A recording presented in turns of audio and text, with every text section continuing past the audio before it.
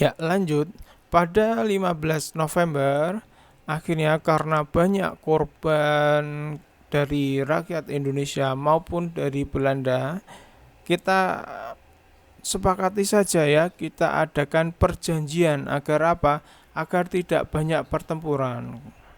Akhirnya membuat perjanjian Linggarjati yang isinya Belanda mengakui wilayah Jawa, Madura, dan Sumatera. Selain itu adalah wilayah Belanda atau wilayah yang bukan kekuasaan Indonesia.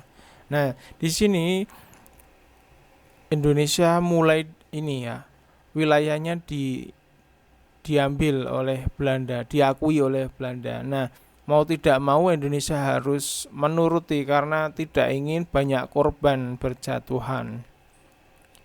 Berganti tahun, tiba-tiba pada 1 Januari terjadi perang di Palembang antara Laskar Perjuangan dan tentara Indonesia melawan tentara Belanda yang mengacau. Nah, ternyata Belanda masih ingin mengacau Indonesia ya, masih ingin mengacau Indonesia.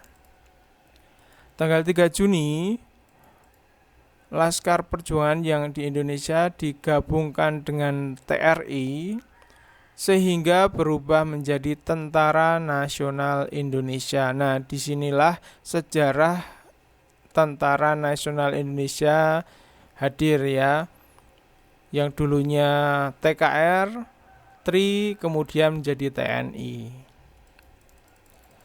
Selanjutnya, Belanda melancarkan serangan besar-besaran agresi militer 1 ke pertahanan Indonesia. TNI dengan perang gerilya, perang sembunyi-sembunyi mencoba menyerang Belanda. Jadi di sini Belanda itu terang-terangan mengingkari perjanjian yang sudah disepakati. Ya, akhirnya TNI yang sudah dibentuk itu berperang secara sembunyi-sembunyi.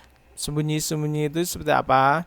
Itu seperti pada malam hari saat mereka sedang istirahat itu diserang, kemudian melarikan diri, sembunyi, kemudian ketika Belanda lengah diserang seperti itu. Itu karena Indonesia belum mempunyai banyak senjata ya.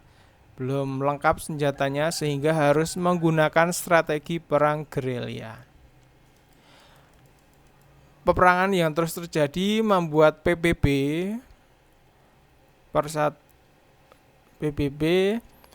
menyerukan gencatan senjata. PBB ini artinya Persyarikatan Bangsa-Bangsa. Ya, jadi berbagai bangsa itu punya wakil sehingga punya organisasi namanya PBB. Itu menyetop, sudah stop, tidak boleh ada peperangan lagi gitu. Akhirnya gencatan senjata itu artinya sudah tidak ada peperangan lagi. Masuk ke tahun 1948 yang terjadi pada 17 Januari. Nah, ini membuat perjanjian. Oke, PBB jangan perang lagi. Namun Belanda masih ingin ya menguasai. Akhirnya ada yang namanya Perjanjian Renville. Perjanjian Renville ini diambil dari nama kapal Amerika Serikat yang dijadikan tempat perundingan tersebut. Baik, wakil dari Indonesia silakan ke sini. Dari Belanda wakilnya silakan ke sini. Kemudian ada dari perwakilan berbagai negara untuk berunding.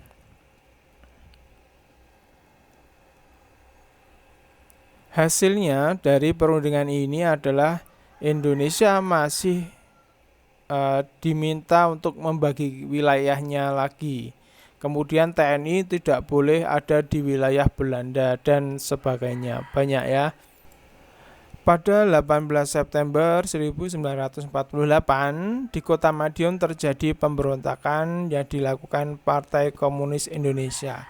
Jadi PKI ini adalah organisasi yang kejam yang justru pelakunya adalah dari bangsa Indonesia sendiri. Mereka justru mencoba menyiksa para tentara-tentara Indonesia dan letnan-letnan, para pemimpin prajurit-prajurit itu agar mengikuti mereka. Namun operasinya gagal, jadi tidak berlanjut saat itu. Selanjutnya pada 19 Desember lagi-lagi ya agresi militer Belanda masuk ke Indonesia. Jadi agresi militer kedua dan berhasil menduduki ibu kota Yogyakarta sebelum Presiden Soekarno ditawan. Dirinya memberikan mandat kepada Syarifuddin Prawiranegara untuk membentuk pemerintahan darurat RI. Jadi Belanda masih menyerang Indonesia melalui ibu kota yang di Jogja ya. Kemudian Pak Soekarno juga ditawan itu tidak boleh kemana-mana gitu. Akhirnya memberikan mandat pada Syarifuddin untuk membentuk pemerintahan darurat. Ayo segera dibentuk pemerintahan agar kita tidak kosong kekuasaannya gitu. Nah, ini tahun-tahun 1949. Nah, pada 1 Maret akhirnya serangan umum secara mendadak dilakukan gerilya TNI di Yogyakarta untuk menepis kabar yang disebarkan Belanda bahwa TNI telah hancur. Jadi Belanda memberitakan bahwa TNI itu sudah hancur. Namun ternyata pada 1 Maret TNI melancarkan serangan ke Belanda. Akhirnya karena terlalu banyak peristiwa yang mengakibatkan banyak korban dan perbedaan pendapat antara Indonesia dan Belanda, akhirnya dibuatlah konvensi meja bundar digelar di kota Den Haag, Belanda. Hasilnya Belanda segera menyerahkan kedaulatan kepada Republik Indonesia Serikat pada akhir Desember. Jadi dulu namanya Republik Indonesia Serikat sebelum saat ini menjadi Republik Indonesia. Jadi dulu perjuangan Indonesia itu sangat-sangat banyak anak-anak. Bahkan sudah proklamasi masih diserang oleh Belanda. Nah, kemudian pada 27 Desember itu di Istana Merdeka dilangsungkan upacara pengakuan kedaulatan dari Belanda kepada Indonesia. Bendera Belanda diturunkan dan diganti dengan bendera merah putih. Demikian anak-anak, itu adalah perjuangan panjang. Walaupun sudah menyatakan merdeka, ternyata masih ada bangsa lain yang mencoba menguasai Indonesia. Belanda sudah diusir Jepang, tapi masih datang ke Indonesia. Inggris yang kalah juga masih tetap datang. Nah, setelah ini pengakuan kedaulatan ini sudah tidak ada lagi bangsa yang mencoba menyerang Indonesia ya. Indonesia secara sah diakui oleh berbagai negara bahwa Indonesia itu sudah merdeka.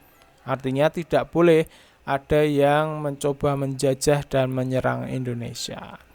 Demikian dari Mister. Semoga bisa membantu kalian memahami materi IPS yang sangat banyak ini ya. Terima kasih. Assalamualaikum warahmatullahi wabarakatuh.